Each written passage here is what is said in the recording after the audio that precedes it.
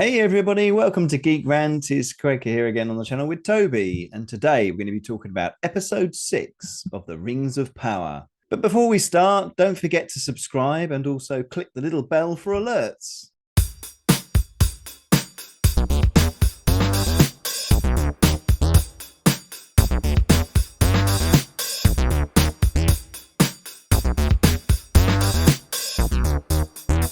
Hey everybody, thanks for joining us today. We're going to be talking about episode 6 of the Rings of Power. This was an episode called Udun. I think that's how you pronounce it. It's Something like a that. slightly unusual name for the episode. Yes, this obviously carries on, and we've actually get a bit of action in this episode, but a bit more, bit of a battle. Whether we thought that was good or not is another thing. We'll come to that. Okay, so we've kind of joined it at a point where the orcs are gearing up to attack the village and the tower. Well, it's the tower first, isn't it? The elves' old tower. Yeah. And they sort of head up there, don't they? They get through the gates, and they find the place is deserted. Yeah. Other than Arendir, who is there shooting a flaming arrow, to hit a piece of rope on Yeah. on a bit of wood that flings up, and I don't know, I didn't sort of catch that properly, but it seemed to pull that whole tower down, didn't it? Yeah. Released the things holding the sides, I think. Right. Is that what it was? There was some stuff around the side. I couldn't quite, because it was quite dark. I couldn't quite see how it. They fudged it a bit, didn't they? They fudged it a bit. They placed a trap, didn't they? And that all started coming down, killed a fair few orcs. Yeah. Now I have a few issues with this scene. I think a lot of people do, because firstly, the way they approach the watchtower, which has been built by elves, incidentally, as far as I can tell. Yeah. Because this is where the elves were based, wasn't it? When they were keeping watch over the land. Now, admittedly, they've been there a while, so it's got old. Fine. But they approach, don't they? Just like in a very calm manner, as if they know that the place is empty. They've read the script. There's the logic. This logic. The logic. If you were going to approach a castle, how would you do it? You would probably you might try and send a few people up the walls first. They would have had, rather than just if they were going to go for the gates, they would have had a battering ram, wouldn't they? They would have preferred a battering ram. They would have been charging up, smash the gates down. Yeah. Try and attack at the walls with some ladders. If we're thinking of Helm's Deep, they came at it, didn't they? Had some big ladders. They were firing up and shooting, and yes, you're right. And they'd all be and they would be ready for a fight, but they look like they come to a party, don't they? They kind of just walk on through the doors. No one's here. Oh, and somehow they've managed to rig this tower, tons of stone. So that it will collapse in a very orderly fashion. Yes. Once that. Yeah, of course. Easy. Okay. Easy peasy. Again, with the logic. Again, in this episode, it's logic, isn't it? This is it. Terrible. Throughout this whole episode, it's illogical. How the writing is terrible. I was just appalled at some of the setups that follow. Well, I think also, those are created to be defensive, aren't they? You would stay in if you were going to fight, if you were going to say, well, we're standing our ground to fight these creatures, you would have stayed in the tower and you would have defended from the high walls, throwing things down, shooting bows and arrows. You would have killed a lot of them before they even got through the gates. Yeah. And that's to me is a logical thing. You wouldn't head off down the valley, go to a village that's got no protection. There's no real defenses. I know they create like a zone where they sort of set these two flaming sides up against them. Yeah, it's that stupid because they just kick down a few crates and walk through. I think that for me at this point, when they crashed the tower down, I thought that they were then going to flee the realm, flee the region. Yes. Give them time. Yeah. Setting a trap is not a bad idea. Yes. And then make your way off and escape. We said that in the last episode, didn't we? They'd abandoned their village previously. I figured out they were going to destroy the tower. It's bloody obvious. But I mean, I think that the thing is, then I was completely flabbergasted by, as you say, the situation where they're ending up in a village.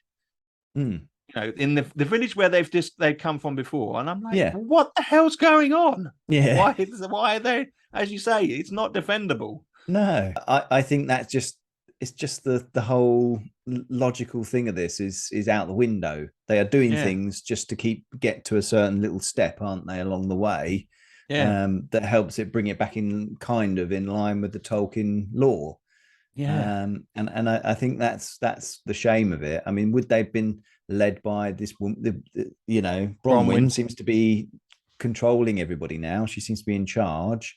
I think that was an interesting approach because she was like the healer of the town. No experience of anything. But then again, I suppose were the rest of the village just completely useless people as well? No one really stood out, did they? Which is why I agree with you. Even if they'd laid a trap at that tower, they would have got the hell out of there. They wouldn't have been trying to defend a undefendable village. They would have been going. Let's get to safety and try and make a start somewhere else. They'd already abandoned the village, hadn't they? They'd been happy to abandon the village earlier. Wasn't like they were thinking we've got to stay here for our village, and exactly. And it wasn't much of a village, was it? When they showed a picture of it, it's like 3 stone buildings made with thatch roofing. I mean, they could have gone and made another village like that anywhere away. And it seems like large areas of the map at this particular age are empty. And they could have rediscovered a new land that wasn't part of Morgoth's reign. They could have. The indication is that the humans are split between good and evil, aren't they? And the goodies who, with Bronwyn, and they could have gone off and been somewhere else, but no, they don't. They decide, right, we're going to go back to village and get ourselves killed. Except, of course, they're going to be saved by somebody, aren't they? Oh, of course. When they get back to the village, there's obviously they get shot at then, but they repel one attack, don't they? And they suddenly find it's clear that first attack is not the main attack, because Adar, who's been leading his troops, does not come in with this wave of attack. So the minute I saw that Adar wasn't there, I knew instantly that this was just a small outlying troop that were a bluff, just to soften them up a bit. It was really clear. And what's more, they'd used the villagers who used to live there and were parts of their families to attack their own village. I think, again, I just think that was lost on me as well. I just all sense is going out the window, isn't it? Really, with this, they wouldn't have done that. They probably have killed the few orcs that went with them and bloody got out of there, wouldn't they? I mean, if they are going to do it, you give some foundation to why they would, like maybe seeing Adar exerting his influence over them, or maybe one deserter within the humans is killed within the captured, so that they're doing it through fear more than anything. You want to give them some kind of motivation. Exactly. And the only thing they did kill a guy, didn't they? But it was more in not. It was a trial to join, wasn't it? It was done in the wrong way to inspire people to join the cause. It was more like, well, if you do that to him, we'll do it to the rest of us, sort of attitude, wasn't it? Then we didn't get in amongst those. There was only that one older guy. The barkeep guy, the barkeep, and his character was weak, and we didn't see him discussing. It was really interesting to see behind the scenes with that group. And to understand that their role a bit more, because we seem to be careering through stuff, and we're not really spending any time with the characters, are we? It's very bizarre. And then obviously we see on the sea now is the Númenóreans with Galadriel, coming over to help them out, and this for me again is another thing that I always sort of think. If we're following these things on a timeline or some sort of sensible, logical, they would have taken weeks. They were doing this got me as well. This got me. Yeah, it would have taken them weeks to get there, yeah. to be part of that. Even when they got off of the boats, it was like, oh, it's just a day or so to get there. That's probably like 2 weeks blooming worth of travel, and it's them being able to turn up at just the right time to, I think what they were trying to do was capture the essence of the Riders of Rohan when they came in at the end of Helm's Deep, you see. And it was very much like that, wasn't it? Suddenly they'll turn up at the end. I mean, Galadriel, she can do some amazing things on that horse, can't she? I mean, the bit where she's like full, like in full armor, I was a bit wow. I know it was. Brilliant. She did the same stunt twice as well, which I thought was stupid. They should have got to do something else. I mean, the whole framing of that, it was it just tumbled. It was like some big dominoes just tumbling over. There's no stopping it. It was just, there was no build up. There was no suspense. We had a scene of them on the plane. Suddenly they were there. It was, there was no sense of time, as you're saying. How did they know where to go? It's a small, it's a little hamlet in the middle of nowhere. And suddenly they're there. And it's just this, I'm just struck at how illogical the whole episode was. Now, it doesn't have to make sense, as in the real world sense, but you need some magical understanding with stuff like this.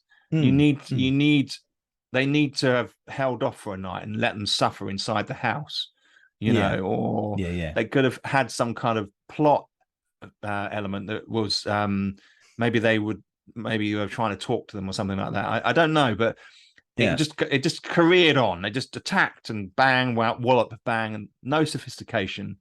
No. It was really unfortunate. No intimate moments,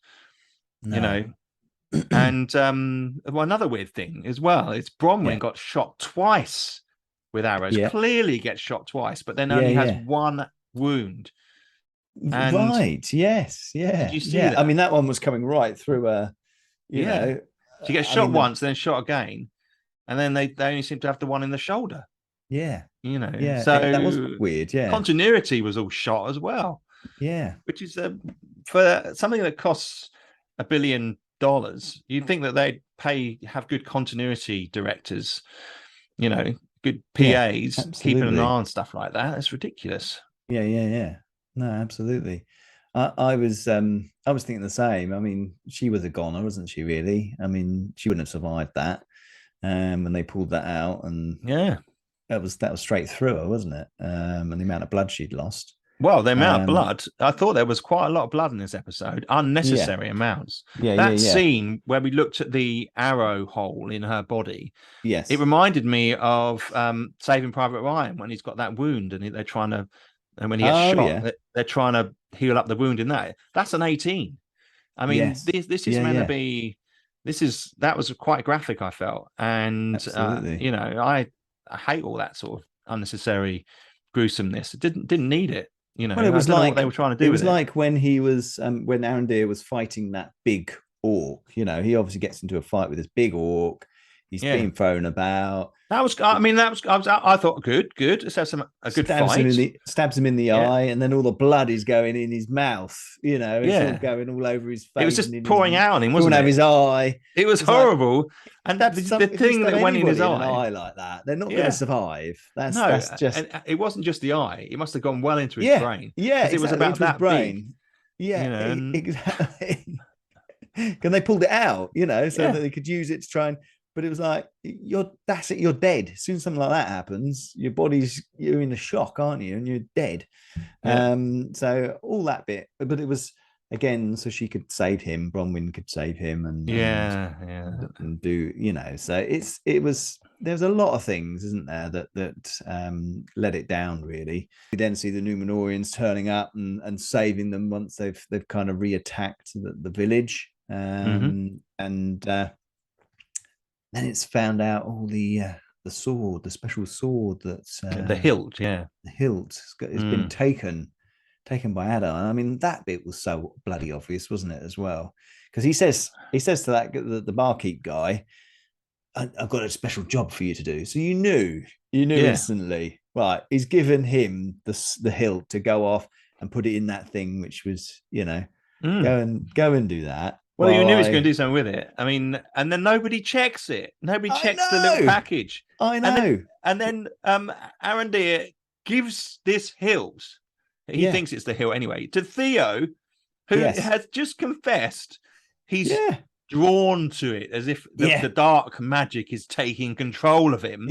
So Arondir's like, all right then, mate, have it. Yeah, it's a bit like the it's a bit like the ring, the One Ring, isn't it? Yeah, it's a bit like the effect it had on Frodo, They throughout this whole episode they've pinched lines from the original films, and they never use them in the right context in this episode.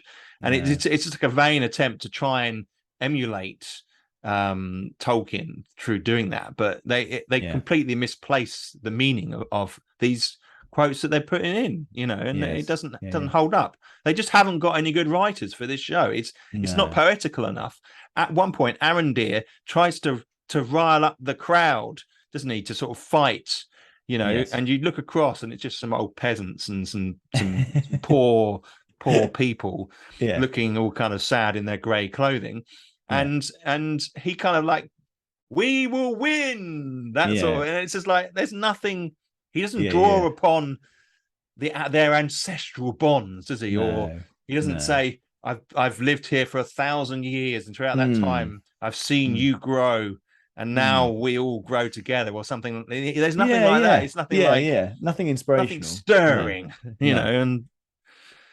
No, exactly. Oh, dear. I kind of came out this episode and I thought, right, how do I feel about that? And I just thought that was just so disappointing. I just thought, having just seen the 4th episode of Andor and seen how they've pulled that back from a potentially boring line, this has just remained boring, but has become completely illogical as they've tried to make fit the story in.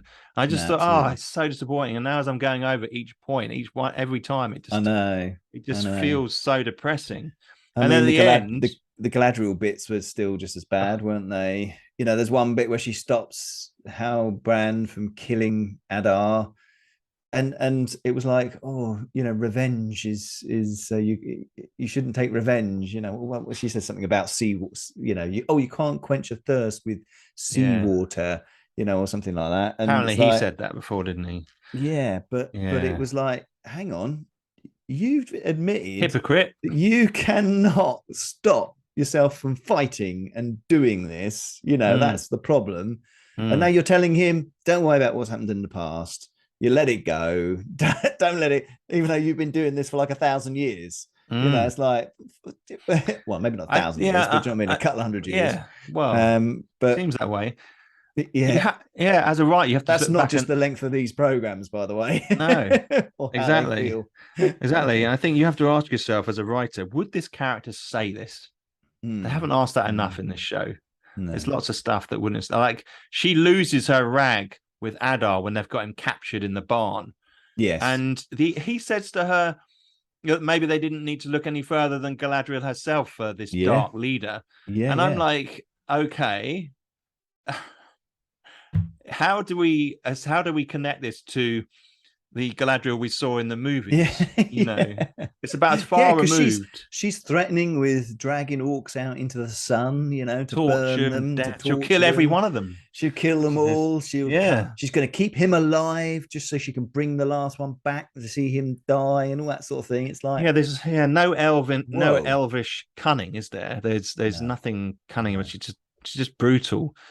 And I mean, I thought it was a bit interesting that Adar talked a bit about the foundation of the orcs. That was quite Uruk-hai. He's an Uruk-hai, and the fact that the elves and humans were tortured to become orcs. That's kind of dark and interesting. Trying to pull something out of it, but then he was also suggesting he'd killed Sauron as well, didn't he? That he was that he was not his leader. But I think earlier on when he says who are you to Halbrand as he walks out of the room, and I think that is him saying, are you Sauron? you know, because I think he gets the sense of how Bran's power, and as does Galadriel when they're sitting together, almost cozying up a little bit. And I think I sensed you basically, and he sensed her, and I think that there's a I think she's going to ultimately give Sauron his place in the world, you know, through her actions, and I can't see how that aligns with the main Tolkien lore. I think that's crazy. Exactly. Yeah, that is crazy, isn't it? If they go down that route, that's bloody crazy. Because it ends with we find out why we have the tunnels, don't we? Yes, I was going to say. Yeah, I mean that was something that we'd wondered about, wasn't it? That they're placing this hilt, or it turns into a sword, doesn't it? And he puts it in this particular spot by the tower, and then all the damn water is released that heads down, that goes through these tunnels that they'd chopped out, and then the water goes down into Mount Doom and basically ignites the volcano. Yeah. Expanding water, expanding. I don't know. It's funny. Obviously, I was sitting there watching this with Joe. I was sitting there watching this with Joe, and I said, "What does that work? Surely it would just sort of the steam would just turn to steam, or something." And she had a quick look on a Google search, and they said actually pouring cold water on something like that can cause it to explode. So I think that may actually I'm not sure why, but it may be true. I think that there was some statement about the chamber having to be pressurized. Yes. For it to actually work. It would create more pressure, wouldn't it? Yeah. You know, with the steam and so on, that would probably so but then we get the pyroclastic cloud shoots up into the air and it's traveling at, you know, thousands of miles an hour, full of hot ash and and I was just completely stunned by this thing at the end. She walks into it. She stands there and closes her eyes and waits for the cloud to come over her. What is going on? Her flesh would be ripped from her body. Surely we're talking Pompeii here, you know? Yeah, exactly. That is what happens. Yeah. All the Pompeian, the statues at Pompeii, they're not actually bodies anymore. They are ash outlines, basically, hollow statues, if you like, because their bodies have been completely burnt away on the impact. Yeah. You know, so pretty ghastly. Yeah. So it's one illogical thing after another. I mean, I was glad that the tunnels had a function, because that was so stupid, wasn't it? Before I was kind of pleased at that. Well, for me, it was more the case of the elves who had been watching, had not seen them digging these massive fuck off trenches, cutting all these trees down and so on. They would have seen that. They would have, all of this would have been stopped long ago, because they would have seen them digging these trenches, gone out there, killed them all. There would have been a whole troop of elves to go and sort them out. Yeah. None of this would have actually ever happened, would it? Because they would have dealt with it. So again, they needed to put something in there and explain it. They could have had they could have had a ranger coming across the landscape. They just done it underground. They could still have the tunnels, because at the first bit of it, when it hit the village, it goes down the little tunnels, because there were some tunnels that they dug up under some of the houses, so it went down those. So if they just kept it to digging subterranean tunnels, but this whole thing, you wouldn't have noticed this massive trench, and that they cut down all these trees, thousands of trees. I just thought, that's stupid. That was the words. It was just stupid, wasn't it? It was just I just felt like, oh my lord. I mean, they focused entirely on this timeline, didn't they, during this period? And I think that was potentially a bit of overkill. I think I thought, is that a good thing, or should they try and mix in something else with it for a bit of light-hearted?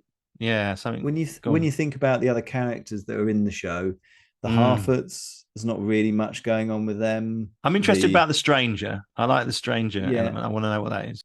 Yeah. They need to do something with that, don't they? But again, it's going very, very slowly, any sort of development on that. I suppose the dwarves and Elrond are building this tower, but again, that no update on that. That would take months, wouldn't it? Surely you don't just build a tower overnight. It feels like none of the other stuff is being progressed anyway. So they're building themselves into a funny position here, aren't they? How they're gonna? Well, it feels like with that episode, they had like 4 or 5 boxes to tick. Yeah. And realistically, they should have spread it over, say, 2 or 3 episodes. Yeah. And they've crammed it into this one episode. And it was we lacked the character development as a consequence. Yeah. We didn't feel anything for a lot of the characters. They with the action, they tried to be a bit more grisly, and I don't think it worked. They were looking for trying to make quick gains, and it didn't work. No. Okay, well, thanks for watching with us today. There's only a few episodes of this left, but we're going to keep with it, see where it gets to, see if we can see any other prominent characters come into the series. But thanks again for watching, and we'd love people to subscribe and like the videos. That'd be much appreciated. And if you want to make any comments, let us know what you think. Are we missing certain aspects of the characters' motivations? And that would be great to know. Anyway, take care, and we'll see you soon.